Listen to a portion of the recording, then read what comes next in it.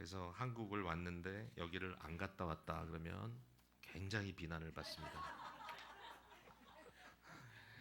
그래서 저도 일정이 자꾸 생겨도 주일에 뭐 오전이든 오후든 한 번은 꼭 들려가야 된다라고 생각해서 뭐 매번 말씀 안전하고 여기 와서 여러분과 함께 예배드리는 것만으로도 굉장히 기쁘고 만족스러울 텐데 또 우리 유대일 목사님께서 항상 이렇게 강단을 허락해 주셔서 여러분과 함께 말씀 나눌 때 어떨 때는 제가 눈높이를 잘 맞췄나 굉장히 좀 마음의 부담도 되고 또 설교하고 나서 후회도 되고 그럴 때도 있는데 그래도 하나님께서 또 오늘도 성령님께서 말씀을 통하여 저와 여러분에게 큰 은혜 주시기를 바랍니다. 여러분 모습 보니까 작년 이맘때 제가 왔나요? 여름에 왔나요? 제 기억도 잘 안 나네요. 작년 1월에는 왔던 것 같고, 근데 이상하게 오늘 여러분 훨씬 더 활기차 보이고 너무 모습이 좋습니다. 뭐 교회 장례도 있고 여러 가지 어려운 일들이 있지만 참 공동체로서의 아름다운 모습 보여주시는 것 같고요. 어, 언뜻 생각이 났는데 우리 저희 교회 여름에 다녀간 우리 청년들이 이제 숫자가 적지 않죠. 매년마다 뭐 2명씩 3명씩 이렇게 오다 보니까 근데 미국에는 장례 문화가 좀 독특하죠. 한국에서 오신 분들에게는 제가 누군진 잘 기억이 안 나는데 우리 청년 둘이 그때 여자분들이었는데 두 향미였는지 소형자매는 잘 기억이 안 나는데 교회 마침 장례가 있어가지고 제가 장례를 집례하는데 본당에서 이렇게 장례를 보통 하거든요. 그러면 이렇게 관을 이렇게 직접 그 예배당에 갖고 들어와서 그 실제로 관을 열고 예배를 드립니다. 그래서 두고 가신 육신의 장막을 저희들이 마지막 보고 보내드리는 그 하는데 깜짝 놀라더라고요. 그래서 좀 다르구나. 그래서 제가 사실은 예전에 그 한국에서 목회를 좀 하면 어떻겠느냐라는 제의를 몇 번 받은 적이 있는데 제가 한국에 오면 못하는 게 장례일 거라 이렇게 생각해서 굉장히 부담을 가졌던 적이 있는데 여러 번 오늘 또 특별히 이제 목사님 장지까지 가셔야 되고 힘 많이 드시겠지만 잘 감당하시기를 바랍니다. 음, 오늘 그 본문 말씀은 굉장히 좀 마음이 아픈 말씀이죠. 여기 보니까 너는 이것을 알라 말세에 고통하는 때가 이르러 이렇게 얘기하고 있습니다. 디모데 후서라고 이렇게 돼 있죠. 디모데 전서, 후서 이 두 개의 편지는 여러분이 많이 들어본 바울은 뭐 성경을 우리가 볼 때마다 피할 수 없는 인물인데 이 사도인 바울이 아마 본인이 사역하면서 키워낸 일꾼 중에 가장 가깝다고 생각했던 디모데는 요즘에 이제 보통 사람들을 양육하는 데 관심 많은 분들이 멘토링 한다 이렇게 얘기하잖아요. 멘토링 한다. 그래서 이 말이 좀 어색하긴 합니다. 그래서 멘토와 멘티의 관계다. 뭐 이렇게도 표현도 하는데 아마 바울이 멘토였다면 디모데는 제일 대표적인 멘티 중에 한 명이 아니었을까 생각합니다. 성경의 그 신약 성경에 이 목회 서신, 목회 편지라고 하는 편지가 몇 개가 있죠. 디모데 전후서가 대표적인 것이고요. 그리고 디도라고 하는 사역자에게 보낸 디도서, 그것도 역시 바울이 사랑하던 후배 목회자에게 보내는 편지, 그리고 평신도 리더에게 보내는 빌레몬서라고 하는 편지도 목회 편지라고 합니다. 목회 편지를 이렇게 보낸 이유는 지금도 목회가 참 힘들지만 1세기에 처음 교회가 시작됐을 때 참 목회가 어려웠던 것 같아요. 왜냐하면 사회 자체가 이 기독교 또는 복음이 말하고 있는 관점하고는 너무 다른 상황에 있었기 때문에 이 복음을 선포한다는 것이 얼마나 사회로부터 저항을 받는 일인지 그 상황이었던 거죠. 그래서 이 시대를 아마 전 기독교 시대다. 그러니까 유럽으로 얘기하면 기독교가 왕성하여지기 이전에 기독교를 사람들이 모르기 때문에 또 그런 세계관은 들어본 적이 없기 때문에 굉장히 생소하게 생각하고 그것을 받아들이지 않고 거부하고 그런 사역을 하는 분들을 아주 무섭게 핍박하던 많은 그리스도인이 죽었던 그런 시대에 이제 교회라고 할 수 있을 겁니다. 오늘은 어떤가 하면은 오늘 시대는 후기독교 시대다 얘기합니다. 기독교가 한번 크게 힘 있게 지나갔다라는 거죠. 그래서 이 한국도 여전히 교회들이 상당히 왕성해 보이지만 그러나 아마 2000년대로 접어든 이후부터 서서히 교회들이 조금씩 이렇게 힘을 잃어가는 모습을 보여주죠. 이 교회가 대단한 겁니다. 지금 젊은이들의 비율이 전체 교회에 제가 봤을 때 한 3분의 2가 되거든요. 한국에도 이런 교회 없습니다. 대부분 다 고령화되고요. 미국도 마찬가지고. 그러니까 여러분들은 특별한 교회예요. 그러니까 젊은이들이 예배 드린다. 주일날 이 시간에 와서 예배를 드린다. 이게 참 오늘은 보편적이지 않은 거거든요. 사실은. 그렇잖아요. 여러분 아시잖아요. 여러분 친구 중에 교회 안 나가는 사람이 훨씬 많은 거. 그래서 이것을 이제 우리가 후 기독교 시대다 이렇게 얘기합니다. 기독교가 지나간 시대인데 이제 후 기독교 시대와 전 기독교 시대가 사실은 다른 점도 많지만 기독교에 대해서 저항적이고 기독교에 대해서 반대한다라는 의미에서는 사실은 비슷한 점이 참 많죠. 이 시대에 목회하는 게 참 어렵다. 이 목회는 목사님만 하는 건 아니고요. 제가 이제 여러분 오해를 좀 풀었으면 좋겠는데 목회는 교회가 하는 겁니다. 교회가 서로 목양하는 거고 목사님은 일종의 리더처럼 코칭을 하지만 그러나 전 교우들이 서로 함께 공동체를 이뤄나가는 것이 목회이기 때문에 어쨌든 목회가 참 어렵다. 그래서 사도 바울이 디모데에게 하는 말이 뭐냐면 1장 8절에 오직 하나님의 능력을 따라 복음과 함께 고난을 받으라 그랬습니다. 복음과 함께 고난을 받으라. 너무 당연한 거죠. 예. 복음은 지금 이 시대 이 세상에서는 사실은 그렇게 웰컴하는 것이 아니다. 그렇게 환영받는 것이 아니다. 사람들이 복음적 생각이나 복음적 삶에 대해서 그렇게 어필을 하지 않는다. 이게 그들에게. 그래서 결국 복음이 거부를 당하는 것처럼 복음의 사역자인 교회에 우리 동역하는 모든 성도들, 이 성도들은 결국은 복음과 함께 여러분들도 어려운 핍박을 당할 수밖에 없다. 고난을 당할 수밖에 없다. 이제 이렇게 얘기를 하는 거죠.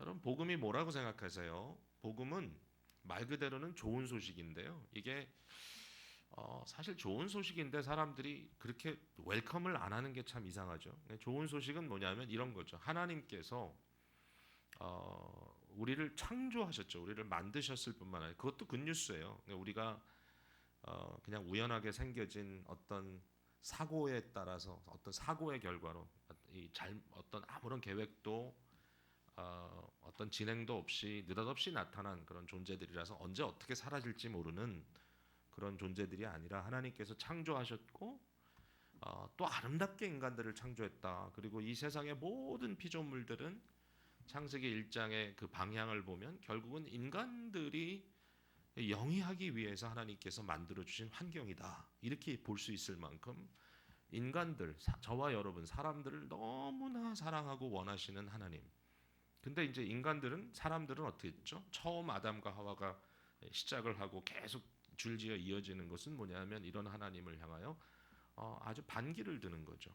하나님이 창조 주시고 우리를 주관하시는 것이 너무나 당연한데 그 하나님의 말씀에 의존하지 않고 내가 더 스스로 잘 판단해서 내 식대로 하면 더 행복할 거야 하는 이상한 생각을 하기 시작하고 결국은 하나님께 반기를 들고 그것을 추락이죠. 인간이 하나님의 형상으로서 하나님을 비춰낼 때 그 영광이 있는 건데 마치 밤이 되면 달이 환하게 비치잖아요. 어젯밤에 보니까 달이 동그랗던데 제 구정이 가까워서 그런가요?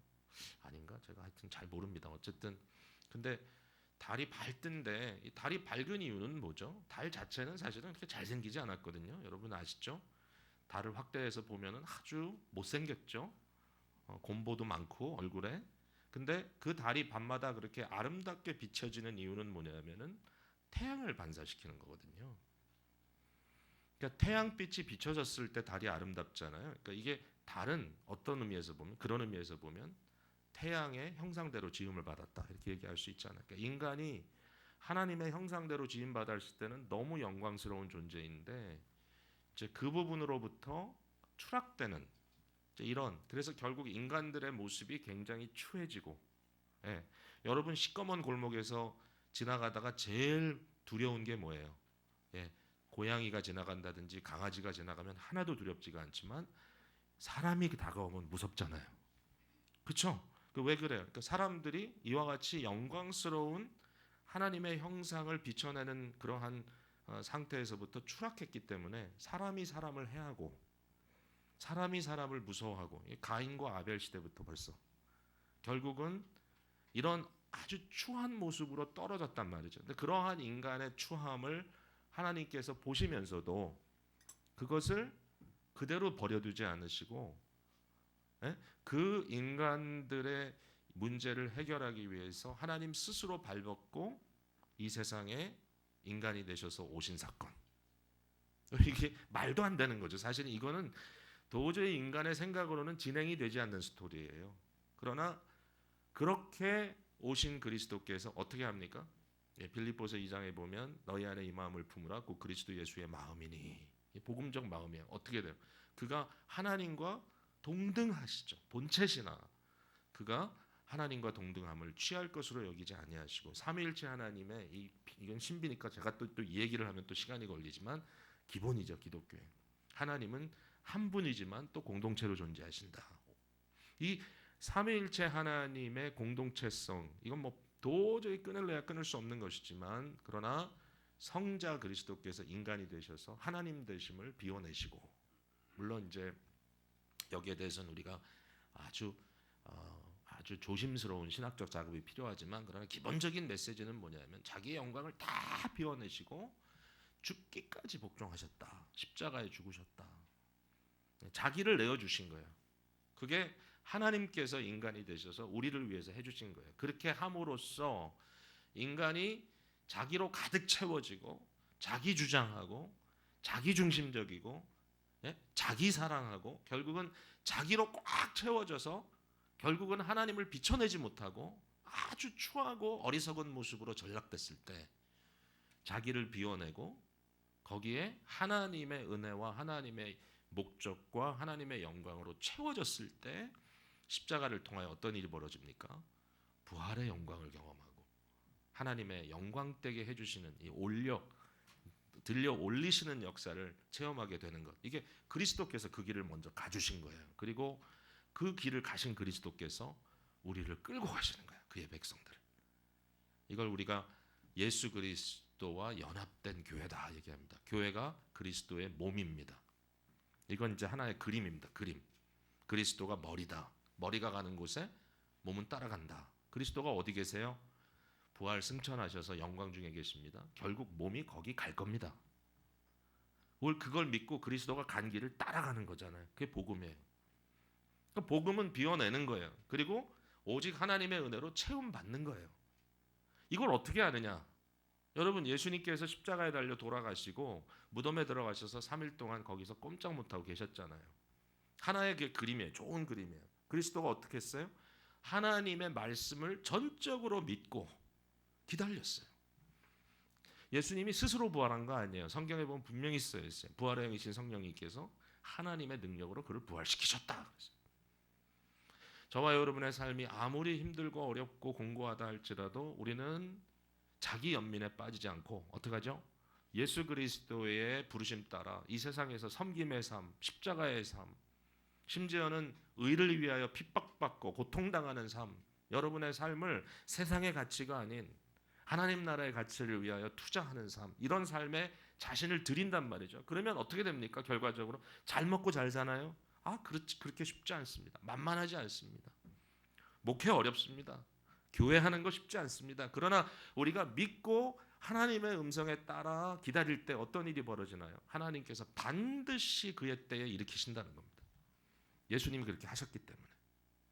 이게 복음입니다. 근데 이 복음을 세상이 그리 환영하지 않습니다. 우리가 사는 시대는 어떤 시대냐? 오늘 본문에 보니까 말세라 그랬어요. 말세. 사역이 어려운 이유는 말세적 성격 때문인데요. 이 말세라는 말은 말 그대로 세상의 끝이 됐다 이제 이렇게 얘기하는데, 사실은 이렇게 보면 좋을 것 같아요. 이게 뭐 1년, 2년을 얘기하는 게 아니라 긴 현상이에요. 하나님께서 창조하신 세상이 타락했죠. 그게 창세기 3장에 벌써 나오니까 옛날 얘기입니다. 근데 이 타락한 인간의 모습도 이 세상의 모습이 사실은 점점 더 악화됩니다. 그래서 창세기를 쭉 보면 3장에서부터 9장까지는 끊임없는 추락이에요. 노아 홍수 지나고 뭐 완전 추락. 점점 악해지는데 그것을 결국 유지해 나가는, 그래도 좀 그것을 계속해서 이렇게 좀 돌봐주면서 세상이 망하지 않도록 지켜내는 게 뭐냐면 하나님의 은혜입니다. 은혜. 하나님의 그것을 우리가 일반 은총이다 이렇게 얘기합니다. 일반적인 은혜. 오늘날 불신자들, 하나님 모르는 사람들도요 잘 살잖아요, 여러분. 그죠? 뭐 잘 산다는 게 뭐 상대적이긴 하지만 하루하루 살잖아요. 아침에 눈 뜨고 밥 먹고, 일도 가고, 차도 타고 다니고 걸어도 다니고 다 하잖아요. 여러분 그러면 하나님 믿지도 않는데 어떻게 저런 일이 저렇게 잘 살죠? 고민할 거 없어요. 왜냐하면 하나님이 그들에게도 은혜를 베풀기 때문에요. 그걸 우리가 일반 은총이라 그래. 근데 우리는 그런 은혜만 받은 게 아니라 더 큰 은혜를 받았어요. 특별 은총. 그 특별 은총은 뭐예요? 예수 그리스도 안에서 성령 안에 거듭나서 하나님의 사람들이 돼버리는 거예요. 그 이 양쪽이 다 있는데 어쨌든 이런 세상이 일반 은총에 의해서 하나님의 이 돌보심을 여전히 경험하고 있지만, 그러나 죄라고 하는 것은 시간이 갈수록 점점 더 급격하게 나빠지는 모습들 보일 때가 있단 말이죠. 말세는 언젠가 하면요, 사실은 예수 그리스도께서 이 땅에 오셔서 구속 사역을 이루시고 난 그 이후를 다 말세입니다. 사실은 2000년 전에 이미 말세가 왔어요. 오늘까지 주님이 다시 오실 때까지 이 현세가 끝나고 여기에 하나님의 나라의 복음이 선포돼서, 이 말세의 성격은 뭐냐면 이 세상의 죄악이 점점 더 극악으로 빠지는 것과 함께 하나님 나라의 복음이 이 서로의 어떤 가치관의 충돌을 일으키고 있는 이 시대, 우리가 그런 시대에 살고 있는 거예요 지금. 그래서 이런 말세적 성격 속에 문제가 있다는 거죠. 어렵다는 거죠. 고통스럽다는 거죠. 여기 보니까 말세에 고통하는 때가 이른다. 제가 오늘 제목을 사나운 시대라 그랬는데 그 이유가 있어요. 이유가 있어. 여기 고통이라는 말이 굉장히 이제 중요한 거예요. 자, 이 시대의 캐릭터에 대해서 제가 이제 몇 가지로 말씀드리고 이제 말씀을 정리할 텐데, 제일 중요한 첫 번째 포인트가 사실 고통하는 때에 대한 거예요. 고통이란 단어. 이 칼레포스라고 하는 이제 이 헬라어입니다. 헬라 그리스어죠. 성경이 코이네 이 그릭이라고 하는 헬라어로 이제 2000년 전에 쓰여졌죠. 여러 사람들에 의해서. 근데 이 헬라어의 이 단어의 의미를 좀 살펴보면 재밌습니다. 성경 전체, 그러니까 신약 성경 전체가 헬라어로 써 있는데 여기에 이 칼레포스라는 단어는 딱 2번밖에 안 나와요. 이 단어가. 그러니까 사실은 오래된 문서를 읽을 때는 단어의 의미를 우리가 이해하는 게 쉽지가 않아요. 그래가지고 단어의 의미를 어떻게 이해하냐면 어떻게 이 단어가 사용됐는지를 보는 거예요. 그죠? 그래서 이제 의미를 추적하는 거예요. 근데 2번밖에 사용이 안 됐으니까 이건 어려워요. 근데 오늘 본 이 본문에는 고통이라고 이렇게 번역이 되어 있지만 다른 데는 어디냐면 게네사렛에 귀신 들린 사람이 있어요. 귀신 들린 사람. 그 얘기가 성경의 마태복음 8장에 나와요. 근데 그 사람이 무덤 가운데 막 살고 이러는데 너무 거칠고 사나워서 이 사람 주위로는 다른 사람들이 갈 수가 없었다 이렇게 써 있어요. 결국 이 사람을 우리 예수 그리스도께서 귀신을 쫓아내서 고치시잖아요. 근데 여기에 너무 사나워서 아무도 그와 그 곁을 지나갈 수 없었다라는 사납다라는 말이 칼레포스예요. 거기 딱 한 번 더 쓰인 거예요. 그러니까 여기에 나오는 이 고통하는 때라는 것은 다시 말해서 무슨 말인가 하면 그냥 고통스럽다라는 말이 아니라 굉장히 사납다는 거예요. 우리가 인간적으로 살아가기가, 그러니까 하나님의 형상대로 지음받아서 하나님의 이런 인격적 가치를 이 부여받은 우리들이 살아가기에는, 인간답게 살기에는 이 세상이 너무 사납다는 거예요. 그런 때가 왔다는 거예요. 사실은 온다가 아니에요. 우리에게는 이미 왔다. 우리가 사는 이 시대가 그와 같은 시대다. 성경 사전을 보니까 이 칼레포스라는 단어를 이렇게 정의를 했더라고요. 뭐라고 썼냐면 딱딱하다. 아주 딱딱하다. 부드러움이 없네. 쿠션이 없어. 여러분 힘들죠, 살아가면서. 그죠? 거칠다. 그 다음에 분노하다. 사람들이 다 썽이 나 있어요. 그래가지고 아주 무서워 죽겠어요. 제가 가끔 뭐 미국도 그렇지만 길거리 잘 못 다니거든요. 미국도 많은 곳에 조심히 다녀야 되거든요. 근데 한국도 오면 어떨 때는 막 불안해요. 제가 혹시 잘못해서 조금이라도 자극하면 저 사람들이 나에 대해서 막 화를 내겠지. 근데 진짜 화를 막 내요 사람들이. 막 화를 내요 저한테. 그러니까 저는 왠지 왜 화는지도 몰라요. 왜 그런지. 근데 사나워 사람들이 분노한다, 사납다. 그 다음에 이런 의미도 있어요. 폭력적이다. 폭력적인 시대가. 사실 이제 노아 홍수 시대에 들여다보면 그 당시에 세상에 폭력이 가득했다. 이걸 이제 영어 그 성경적 단어로는 강포라 그래요. 강포함이 가득했다. 그럼 뭐예요? 의인은 살 수가 없는 거예요. 의인은 다 죽는 거예요. 강포한 시대. 자, 이와 같은 사나운 시대를 저와 여러분이 살아가는데 이 시대의 가장 대표적인 문제가 뭐냐라고 했을 때 거기에 대해서 2장 제일 앞부분에 사람들이 자기를 사랑하며 그랬습니다. 자기 사랑입니다. 자기 사랑. 이게 사실은 성경이 말하고 있는 죄의 근본입니다. 죄의 뿌리. self love. 자기 사랑. 자기 사랑. 제가 이 헬라어를 가끔 이렇게 보면 재밌는 게 그 단어가 가지고 있는 그 내포한 의미가 아주 쏙쏙 들어와요. 예, 이 자기 사랑 이게 한 단어예요. 자기 사랑이 한 단어 헬라어로 필라우토스. 그러니까 이렇게 단어를 하나로 만든 거는 신약 성경에 여기밖에 없어요. 자기 사랑. 필로스라는 말이 사랑이잖아요. 아우토스 자기입니다. 필라우토스. 이 필라우토스의 반대되는 말은 뭐냐면은 사실은 오늘 본문에 있어요. 4절에 보면 하나님 사랑입니다. 하나님 사랑. 여기 보니까 쾌락을 사랑하기를 하나님 사랑하는 것보다 더한다. 여기 하나님 사랑 필로테오스. 데오스가 하나님이니까 필로스. 하나님 사랑 필로테오스. 필라우토스의 반대는 필로테오스입니다. 예. 자기 사랑의 반대는 하나님 사랑이죠. 예. 이 사랑이라는 거는요 본질적으로 이타적이어야 돼요. 예. 베타가 아니라 이타. 베타라는 건 뭐예요? 상대를 거부하는 거죠. 아니 자기 사랑이 무슨 사랑이에요? 사랑은 관계적인 거잖아요. 이런 관계 속에서 사랑이라는 것은 자기를 끊임없이 떠나서 자꾸 자기를 떠나서 상대를 향하여 가는 게 사랑이잖아요. 여러분 이런 자기를 떠나서 상대 쪽으로 가는 여정이 없으면 무슨 사랑이 가능해요? 불가능해요. 자기만 돌보고 있을 때 무슨 사랑이 있어요? 그거는 말로만 사랑이지 사랑이 아니죠. 예. 요새 우리 저 북쪽에 계시는 김정은 뭐 형제라고 하긴 그렇고 하여튼 그 사람하고 우리 미국의 저쪽에 계시는 그 트럼프 형제하고 이 둘 사이를 보면 맨날 서로 사랑한다 그러는데 들여다보면 셀프 러브밖에 안 보이는데 내가 보기에는 무슨 사랑이 있는지 결국은 어떻게 하면 나는 피해를 안 보고 저쪽을 있는 대로 삶아 먹을까 이제 이런 생각을 하는. 그러니까 사실 그거는 사랑이라고 할 수가 없죠. 예, 우리에게 최고의 대상은 뭡니까? 하나님입니다. 우리가 하나님 사랑하는 것이 인간의 근본이에요. 근본. 왜냐하면 하나님을 사랑하는 걸 배우면 어떻게 되죠? 예?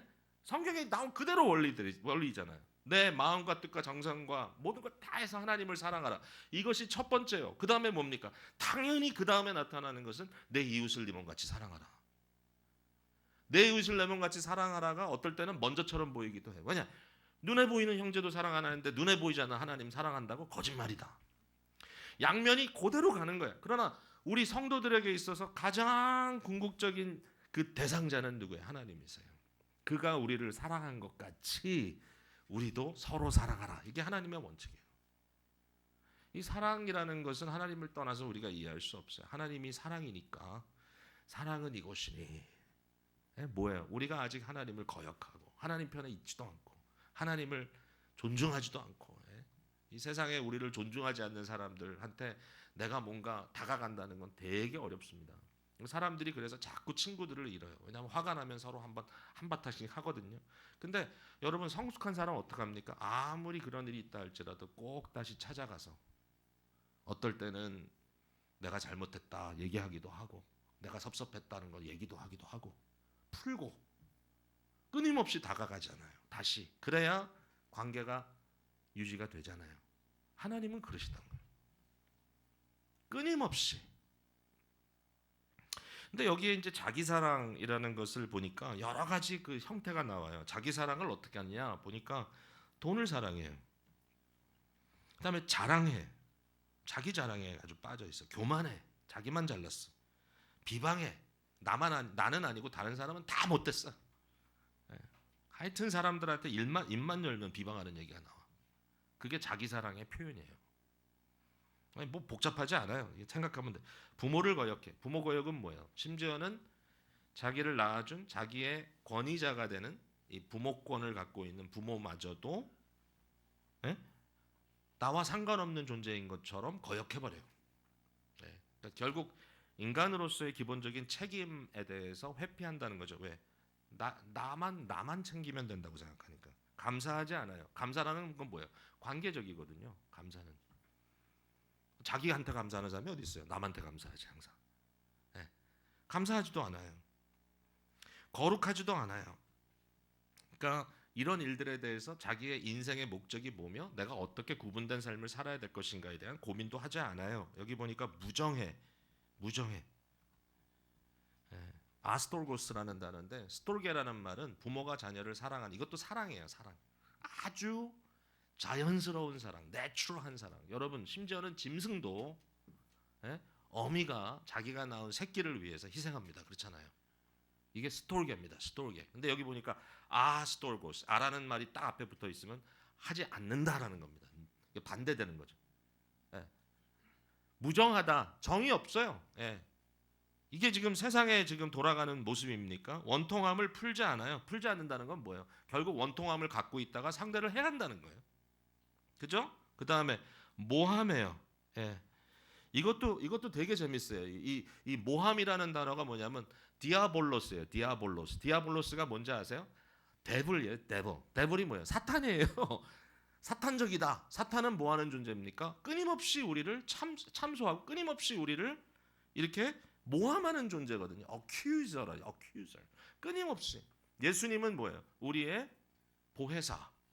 우리를 변호하는 분. 반면에 사탄은 뭐예요? 끊임없이 우리를 모함하고 참소하고 우리를 끊임없이 고소하는 존재인 거죠. 예, 이와 같이 사람들이 끊임없이 사람들을 사탄적으로 모함한다. 절제하지 않는다. 사납다. 선한 것을 좋아하지 않는다. 배신한다. 조급하다. 자기 것을 챙기기에 빨라요. 너무너무 조급해요. 자만해요. 자기로만 만족해요. 그 다음에 쾌락사랑.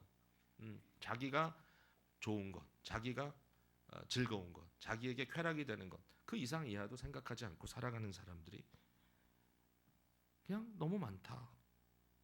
이것에 대해서 하나님 사랑이 결국 결핍돼 있다. 이렇게 결론을 내릴 수밖에 없는 겁니다. 여러분 이 시대에 가장 복음과 반대되는 그러한 삶의 방식은 개인주의입니다. 그렇지 않아도 미국을 굉장히 개인주의적인 나라라고 하는데 이러한 개인주의적인 사고가 이제는 미국만이 아니죠. 어디 가나. 네. 저는 중국 분들하고 사역도 많이 하는데 중국에도 이제는 거의 혼자 자란 아이들이 너무 많아가지고 그 사람들이 이제는 다 나이가 다 들어가지고 얼마나 이기적인지 먹고 마시는 문제에도 이제는 희생 같은 거 돌봄 같은 거 자기 좋은 것 찾는데 너무너무 빨라요. 이게 뭐 어느 한 군데 있는 문제가 아니에요. 이 개인주의라는 건 뭐냐면요. 나한테 편한 것만 좋아해요. 뭔가 나와 다르다는 건 다 불편해. 여러분 요새 사실은 뭐 한국은 여기까지는 아직 안 온 것 같은데 이제 미국 같은 경우는 많은 교회 교단들이 지금 고민하는 문제가 동성애 문제거든요. 그래서 이 동성애를 과연 하나의 라이프 스타일로 받아들일 것인가? 이것을 결국 성경이 말하는 대로 이걸 죄로 이게 어떤 단 어느 시대의 문화적인 문제가 아니라 이건 죄다. 요새는 뭐예요? 동성애는 이해해줘야 되고 그 사람들이 선택하는 라이프 스타일이고 이렇게 됐잖아요. 근데 저는 뭐 솔직히 이런 얘기를 하기는 좀 부족한 부분이 많아요. 제가 이거 뭐 어떻게 분석하고 잘 모르겠지만 그러나 제가 대학 다닐 때 그러니까 벌써 오래전 얘기죠. 몇 년도인지 기억도 잘 안 나네. 제가 82학번이니까 야 여러분 태어나기도 전에 진짜 이렇게 얘기하면 나이가 다 뽀록 나는데 근데 이 대학 다닐 때 제가 이제 심리학 전공을 했어요. 근데 심리학 전공할 때 그 사람들의 인격에 대한 문제와 그 문제가 어떻게 뒤틀리는가 이 퍼스널리티라는 클래스를 했는데 거기 뭐 abnormal psychology라는 것도 있고 여러 가지가 있는데 그때 이제 동성애에 대해서 이야기할 때 벌써 오래전 얘기지만 그러나 그 문제가 절대로 새롭지 않았어요. 여러분 동성애 새로운 거 아니에요? 소돔과 고모라 시대 이미 다 있었어요. 이미 다 옛날부터 다 있어요. 로마 시대도 동성애가 엄청 많았어요. 그래가지고 로마서에 보면은 그런 얘기가 다 나오잖아요. 이게 다 있었던 거예요. 근데 그때 이제 얘기가 이 심리학 그 교수가 하는 말이 이 사람 예수 믿는 사람 아니야. 제가 다 얘기해봤어요. 예수랑 상관없는 사람인데도 동성애 문제를 이야기하면서 이게 어떤 약간 이슈가 있냐 하면은 결국은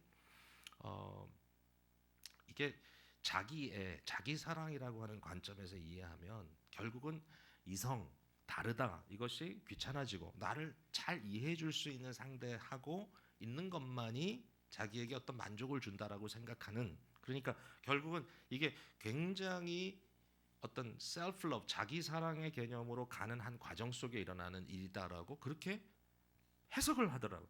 뭐 지금 와서 그런 얘기하면 뭐 그건 말도 안 된다고 또 주장하는 사람들이 많겠지만 그러나 생각해 보면 뭐죠? 생각해 보면 나는 무엇을 원하는가에 너무 예민해요 사람들이. 이 세상에 여러분 살다 보면 이혼하고 싶지 않은 사람이 누가 있겠어요? 우리 아내가 있어 미안하지만 우리 아내도 저한테 그런 얘기 몇 번 했거든요. 당신과 사는 게 나는 너무 힘들고 지겹다. 왜냐하면 어렵거든요. 성격도 정반대, 생각도 정반대, 먹는 것도 정반대. 예? 아 힘들어요. 저 사람은 추우면 못 살아. 나는 더우면 못 살아. 이게 한 방에서 같이 밤을 같이 보내고 이런 게 너무 어려워요. 온도 때문에 나는 다 던져 버려야 돼. 저 사람은 입어야 돼. 누가 이게 쉽다고 생각할 수 있어요? 다 어려워. 그러니까 이런 문제에 있어서 뭐예요? 요즘은 뭐예요? 실제 여러분 아시잖아요. 결혼하면 한국이 이혼율이 굉장히 높잖아요. 맞아요, 틀려요? 맞아요. 제일 높을까요? 세계에서 지금 거의 어느 정도 높으냐? 요즘 누가 결혼한다 그러면 3분의 한 2 정도 이혼할 가능성이 더 많은 거예요. 그 비율대로 따지자면 아마 이혼율이 50% 넘죠. 그러니까 이게 엑셀러레이트 되니까. 에? 그러니까 이러한 시대 속에 이 문제 속에 끊임없이 우리는 가고 있는 거죠. 예. 셀프 러브. 제가 얼마 전에 그 독신 문제에 대해서 얘기를 좀 했는데 어떤 좀 나이가 이제 뭐 연세라고까지는 아니지만 나이가 든 이제 싱글 자매가 마음에 좀 상처가 됐다고 그러면서 하는 말이 목사님 제가 결혼을 안 하려고 안 하는 게 아니라 사람을 못 만나서 안 하는데 마치 내가 독신 지금 혼자 살아가는 게 뭐 죄 짓는 것처럼 얘기하시면 어떡하냐고 그런 의미 절대로 아닙니다만은 그러나 사실은 문화적인 트렌드를 보면 요새는 어떤 문화입니까? 그냥 혼자입니다 혼자. 예. 이젠 노력을 안 하죠. 사실 왜 어렵거든요 그게 남을 사랑한다는 게 귀찮거든요 그게. 그 다음에 혼자 이렇게 쭉 가다 보면 사람 배려하는 것처럼 힘든 게 없거든요. 예. 근데 이러한 모습으로 사회가 점점 더 어떻게 간다? 자기 사랑으로 간다. 그래서 결과적으로 사납다 사람들이. 자기가 원하는 것, 내가 주장하는 것을 거부하는 상대에 대해서는 가차 없는 시대가 점점 오고 있다. 여러분 참 그런 면에서 우리가 이런 말세적 증상이 상당히 많이 나타나고 있는 시대로 가고 있다라고 생각해요. 자 이제 말씀을 좀 정리할게요. 마지막 한 가지 더 여러분과 말씀드리고 싶은 것은 뭐냐면 우리가 세상에 대해서 이렇게 얘기를 했는데 근데 바울 사도가 이 한 말을 잘 들어봐야 돼요. 5절에 보니까 경건의 모양은 있으나 경건의 능력을 부인하니 이 같은 자들에게서 내가 돌아서라 그랬어요. 이게 무슨 얘기예요? 경건의 모양이 있다. 경건은 뭐예요? 종교거든요. 종교. 신앙. 경건의 모양이 있다. 무슨 얘기입니까? 이러한 말세적 증상이 어디에 있다고요? 세상에? 아니요. 세상뿐만 아니라 신앙 공동체 안에도 있다라는 겁니다. 신앙 공동체 안에. 여러분 교회가 쌀쌀하기로 말할 수가 없는 때가 자꾸 와요. 여러분 이 교회에 굉장히 저는 좋은 특징이라고 생각해요. 어떻게 보면 여러분들은 쉽지 않지만 서로를 받아주고 배려한다는 거 쉽지 않죠. 또 이런 아주 적절한 사이즈의 공동체일 때는 서로를 다 알 수 있으니까 그만큼 그것이 또 예? 너무 많이 알기 때문에 문제가 되는 경우도 있지만 그러나 너무 좋은 거예요. 그게 크리스찬이에요. 그게 기독교예요. 그게 교회예요. 여러분 뭐 대형교회 하지만 저는 쌀쌀 맞아서 싫어요. 대형교회 정말. 예, 적어도 어느 정도 서로에게 인사할 수 있는 관계는 돼야지. 예? 그걸 벗어난 예? 이제 제가 가끔 좀 큰 교회에서 설교를 하고 어떨 때는 뭐 목사님들하고 같이도 다니지만 혼자서 이렇게 가면요. 방금 설교가 나왔는데 제 앞에 와가지고 인사하는 사람이 하나도 없어요. 뭐 인사를 뭐 안녕하세요 이런 인사가 아니야. 뭐 아는 척이라도 뭐 고맙다. 하여튼 뭔가 표현이 있어야 될 거 아니야. 얼굴 하나도 안 변하고 바로 앞에 있는데 눈 딱 돌리고 가버리고. 분명히 위에서 설교하고 좀 엘리베이터 타고 내려오는데 같이 타고 오는데 성경 들고 좀 내려오는데 가만히 앉아 안 하고. 제가 이 사람들이 왜 이러지? 내가 오늘 은혜를 전혀 못 나눴나? 내가 설교가 형편없었나? 왜 이렇게 화가 나 있지? 나중에 물어보니까 다 그런데요. 그래서 제가 생각해 보니까 이건 좀 아니다. 여러분 믿지 않는 사람이 이 교회 들어와서 뭘 원하고 가겠습니까? 여기 와서 물론 화려한 교회, 뭐 음악이고 뭐고 막 미디어가 뭐 멋있어가지고 마치 무슨 뭐 들어오면 영화 한 편 보고 나가는 것 같은 교회 그런 거 찾을까요? 그건 사실 교회가 아니에요. 그거는 일종의 쇼죠. 교회는 뭐예요? 공동체예요. 예배하는 공동체, 서로 교제하는 공동체, 제자로 훈련해서 파송하는 공동체. 이게 교회거든요. 그런 교회의 모습이 이루어질 때 정말 어떤 한 사람이 그 외로움을 가지고 이런 너무나 사나운 시대에서 피할 곳이 없어서 그 고통 속에 어디에 답이 있을까? 자기도 자기 사랑하다 지치거든요. 어디에 답이 있을까 고민하다가 이 공동체에 들어와서 딱 보니까 여기는 자기 사랑보다 하나님 사랑하는 사람들이 많다 보니까 어떤 일이 벌어집니까?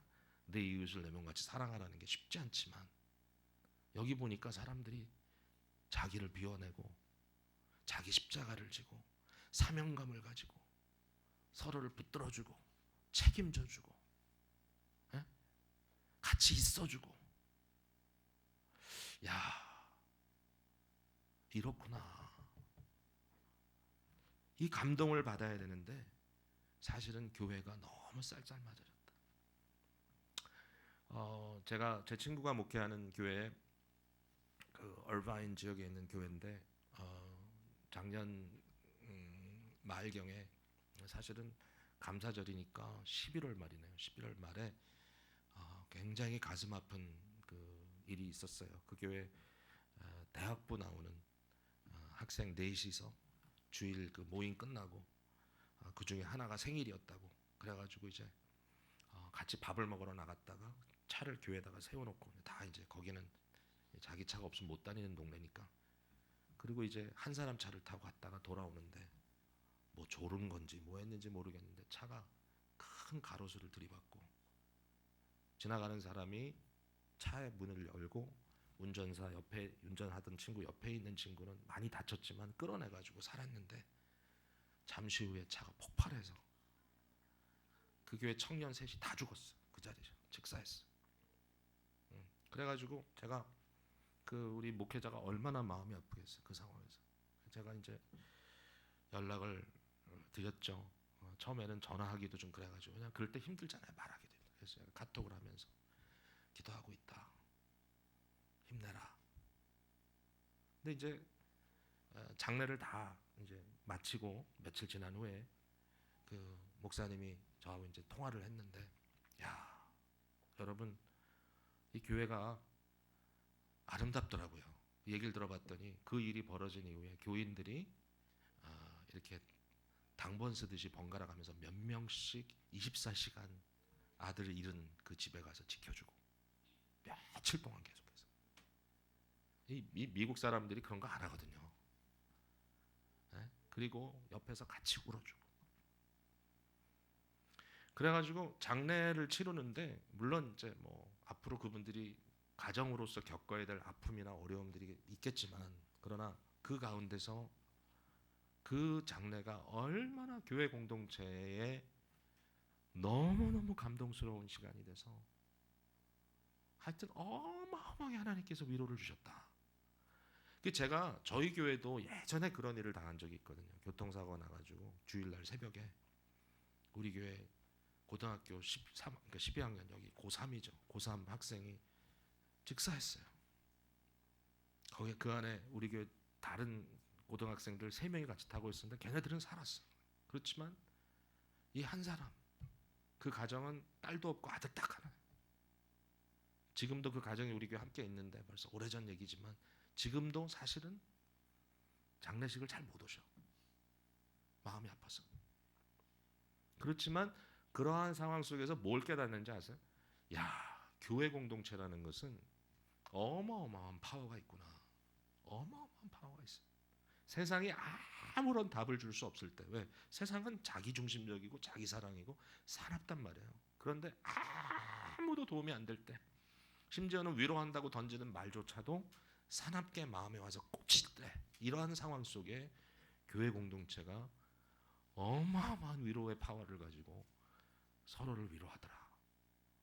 여러분, 주일 새벽에 그 일이 있어가지고요. 저는 새벽에 호출을 당해가지고 그 유니버시티 펜실베니아 병원에 이머전시 룸에 들어갔더니 시체로 누워 있더라고요. 그 형제가 새벽같이 가가지고 그걸 보고 너무너무 어이가 없고 가슴 아파가지고 아무도 없는 그 방에 시체하고 같이 둘만 딱 있는데 얼마 전에도 와가지고 안아주고 그러던 형제, 우리 아들하고도 친구인데 걔를 붙들고 하나님 앞에 울고, 그날 교회 와가지고 준비한 설교 다 내려놓고 그날은 그냥 온 교회가 함께 울었어요. 근데 그게 교회예요. 그게 교회야. 그래서 제가 여러분께 오늘 이 말씀 드리면서 복음에 살아있는 공동체가 되기 위해서 목적을 세우고, 여러분 무슨 다른 부흥을 원하겠어요? 우리 복음적 교회는 어떤 교회냐면요, 성장을 그냥 확장보다 숫자적으로 많아지고 돈이 많아지고 그런 확장보다 변화로 측정해야 돼. 그 변화가 뭐예요? 사랑하는 공동체의 변화예요. 또 변화가 뭐예요? 하나님만 의존하고 기도하는 변화예요. 또 그 변화가 뭐예요? 자기 사랑이 아니라 상대와 나누는 선교예요. 그 사랑이 뭐예요? 그 변화가 뭐예요? 하나님의 말씀에 따라 내가 생각이 정리되고 생각이 변화되고, 예? 주님을 닮아가고, 이게 변화예요. 이러한 변화들이 저와 여러분 가운데 일어나는, 정말 우리 본향교회 힘 있는 교회, 예? 그 힘이 세상이 주는 힘이 아니에요. 예? 복음이 주는 놀라운 힘을 지니고, 정말 세상이 답을 줄 수 없을 때, 예? 여러분, 남북 통일이 이루기 전에 본향교회 통일이 이루어져야 돼요. 예. 제가 이거 다른 알아서 하는 얘기가 아니에요. 여러분 가운데 나님이다 이런 의미가 아니라 모든 교회가 그러니까. 여기서 우리가 사랑하고 공동체를 이루지 못하는데 무슨 민족 공동체를 혼자 이뤄요? 그렇잖아요. 이 교회 가니까 통일이더라. 이게 되면 가능한 거 아니에요. 모델이잖아요. 모델. 이와 같은 교회가 언젠가 북한에도 세워져야 되잖아요. 네. 그래서 정말 놀라운 역사가, 복음의 역사가 저와 여러분의 삶 속에 어디 있든지 이루어지게 되기를 간절히 바랍니다. 기도하겠습니다.